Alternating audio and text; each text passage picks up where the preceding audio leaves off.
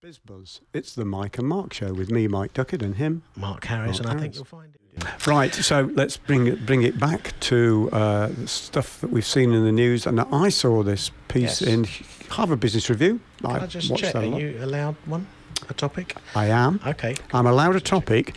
I disallow myself music. I don't mean to pressure you.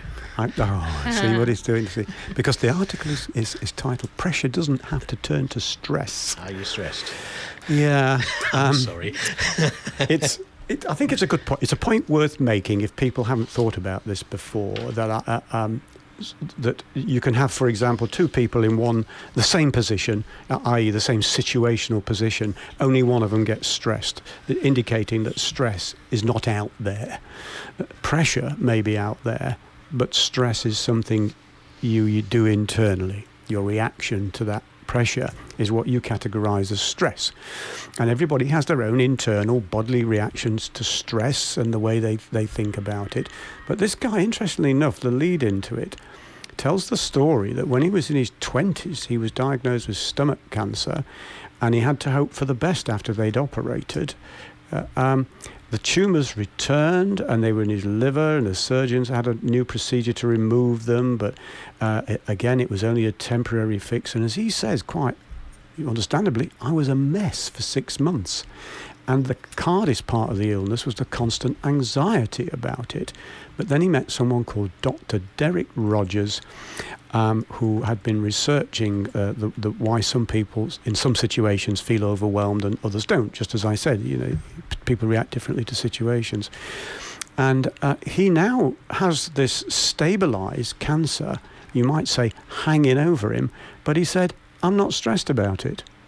I'm no longer stressed about it. And that's when he goes on to lead into the article about pressure is not stress. So, Sally, Sophie, what did you make of this? Any interest? Any thoughts on pressure being stress? Or you ever thought about it's not stress isn't out there, it's only pressure? I think it does help you to think about it in a sort of wider perspective, that when you look at something from a sort of outside-in perspective and try and be the new fashionable thing is being mindful, isn't it? Yeah. Sometimes that can help you to look at things with a calmer pair of eyes and to maybe try and remove yourself from the situation. But when you are in the middle of something and you are quite wound up by something, it is sometimes quite difficult to step outside and look at things from a different perspective. And I think, perhaps there is some value in thinking that pressure is not stress, but maybe then we need to define what stress is. And I would say that stress is probably a very real thing for lots of people experiencing it. Oh, yes. I don't think he's denying that. No. No. I mean, it has physiological effects. Normally starts with cortisol release and all the effects that has. I think it's just that bodily response, which is usually called the fight or flight response in some way. They're winding the body up to do something it doesn't need to do. It doesn't need to take place. Not everybody has the same reaction, so it's something that's going on in the mind.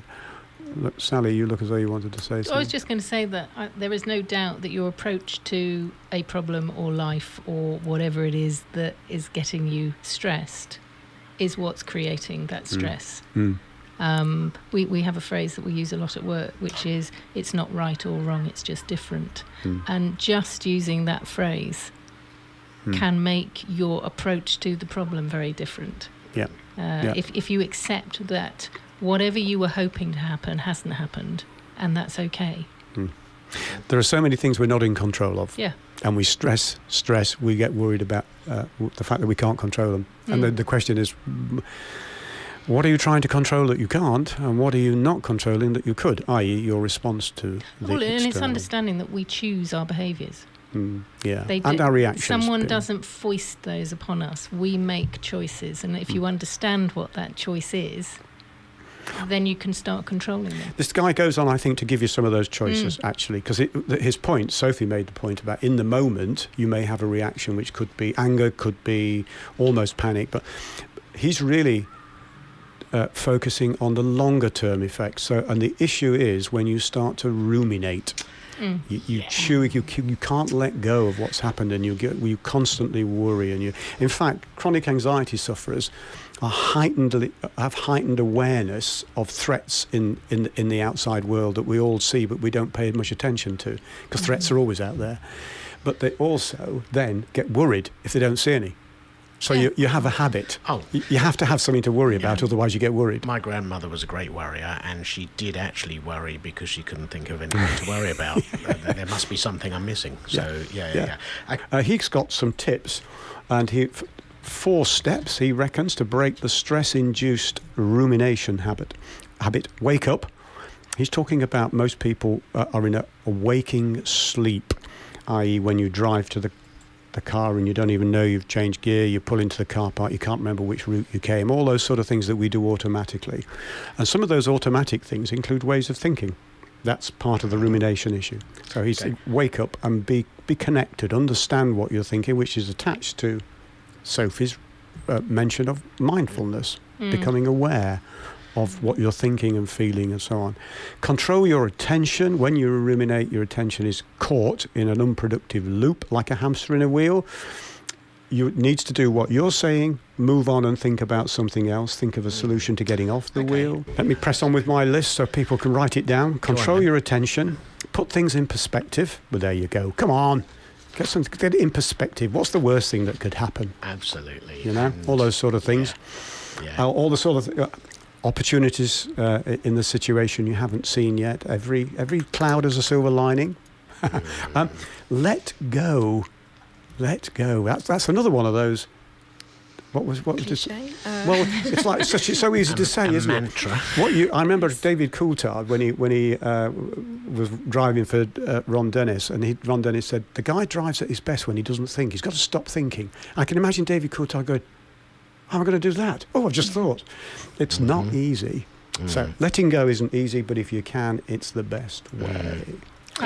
Susan David. So there was a lady called Susan David who talks about the phenomenon of being happy or wanting to be happy and be positive and positive thinking, and that she grew up in South Africa and experienced quite a lot of trauma and tragedy in her upbringing, and then she herself experienced some significant illnesses and had several friends that had cancer, and they were all very positive. She said that they had very positive perspective. They were trying to be as happy and thinking about things in a good way as possible given their circumstances, and that they felt bad. They felt as though, well, if I just think positively, I can get through this. But she actually has done quite a lot of research and study, and I think she may be working with Harvard actually in her research, and she's found quite a lot of findings that in actual fact maybe we need to be a bit more balanced in our perspective. Okay, it's good to be, she's not against being positive, but it's useful to look at things positively when you can, and perhaps flip things on their head to try and see things from a different point of view. But when you are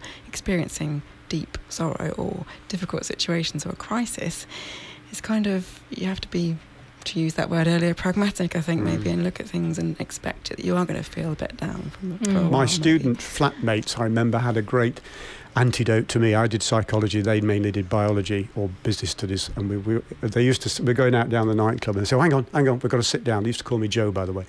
Joe has to worried about failing his exam. So can we just do that, everybody now? Worry. Have we done that? Can we go out and have a good time, Joe? We've got our worrying over with. There's something in that. Well, speaking of worrying, if we're not careful, it's too late.